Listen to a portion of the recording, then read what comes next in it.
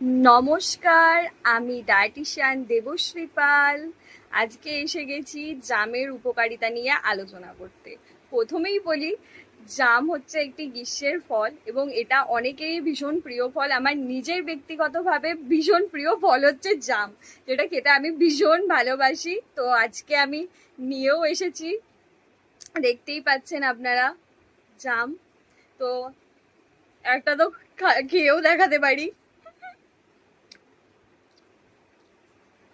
কিন্তু এবার যেটা বলবো এর উপকারিতা। তাহলে এবার জানা যাক যে জামের আদৌ কি কিছু উপকারিতা আছে না কিছু উপকারিতা নেই।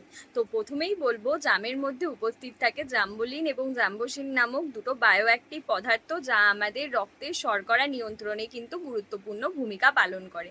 তাই ডায়াবেটিস পেশেন্টরা মানে পরিমিত পরিমাণে জাম খেতে পারে, সেটা তাদের স্বাস্থ্যের জন্য কিন্তু উপকারী। 2 নাম্বার বলবো, জামের মধ্যে কিছু অ্যান্টিঅক্সিডেন্ট প্রপার্টি আছে, যেমন কি আছে পলিফেনল আছে, অ্যান্থ্রোসায়ানিন আছে এবং ফ্ল্যাভোনয়েড আছে, যা আমাদের কোষে কি করে ফ্রি র্যাডিক্যালসের বিরুদ্ধে লড়াই করে, মানে আমাদের অক্সিডেটিভ স্ট্রেস কমাতে কিন্তু সাহায্য করে। তারপরে 3 নাম্বার বলবো যে আমাদের জামের মধ্যে উপস্থিত আছে প্রচুর পরিমাণে ভিটামিন সি, যেটা আমাদের রোগ প্রতিরোধ ক্ষমতা একটা বাড়ায়। আর তাছাড়া হচ্ছে ভিটামিন সি কোলাজেন গঠনে সহায়তা করে এবং আমাদের স্কিনের জন্য ভীষণ ভালো, আমাদের স্কিনকে গ্লোয়িং করে আরও। আচ্ছা, তারপরে বলবো যে যারা ওজন নিয়ন্ত্রণের কথা ভাবছে, মানে যেসব পেশেন্টরা ওবেসিটিতে ভুগছে, তাদের কি জাম খাওয়া যাবে? হ্যাঁ, তাদের খাওয়া যাবে। তার কারণ জাম আছে অনেকটা ফাইবার কন্টেনিং হওয়ার জন্য তাদের অনেকক্ষণ টামি ফুল থাকবে।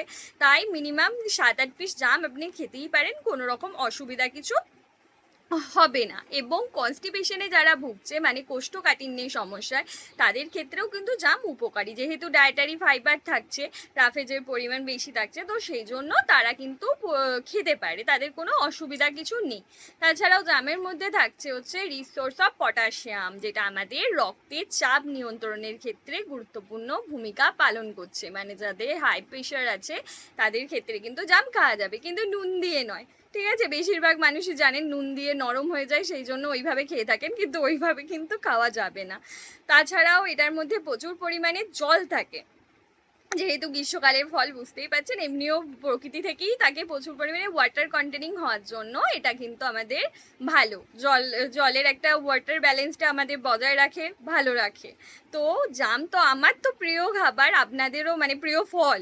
আপনাদেরও কার কোন ফল খেতে খুব ভালো লাগে, আর আমার মতন কে এরকম জাম প্রেমী আছে, তারাও অবশ্যই কমেন্ট করে বলবেন। আজকে এই পর্যন্তই। নমস্কার, টাটা। আমি একটা খেয়ে নিই।